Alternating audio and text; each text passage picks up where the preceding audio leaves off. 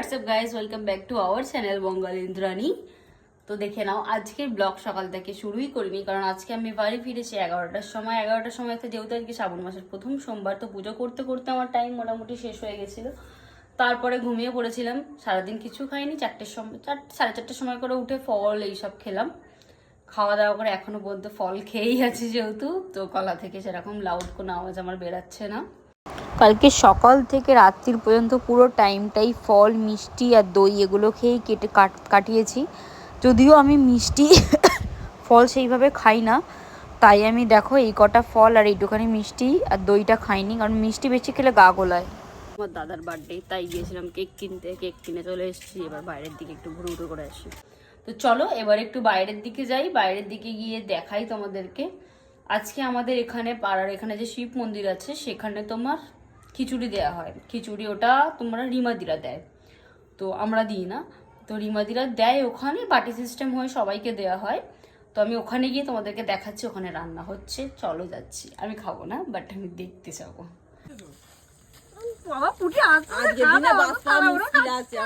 তুই তো খেয়ে নিবি খিচুড়ি, তুই খাবি না কিন্তু, যে দেয় তাকে খেতে।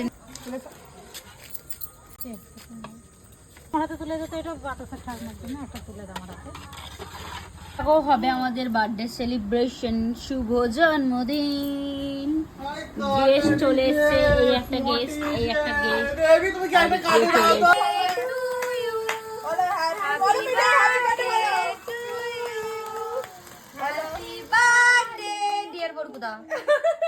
Happy Father's Day. Happy Father's Day to you. এখন সেলিব্রেশন হচ্ছে আমাদের বরকতার জন্মদিন উইথ Father's Day দিন। তো দর্শক আর এটা জ্বালানো হয়েছে এখানে মুখের ভিতরে আওয়াজ আবার একটা চকলেট কেক খেয়ে। আমার এখন এই লাইভের চক্করে আমার ব্লগ এন্ডই করা হয় না, আমি ভুলেই যাই।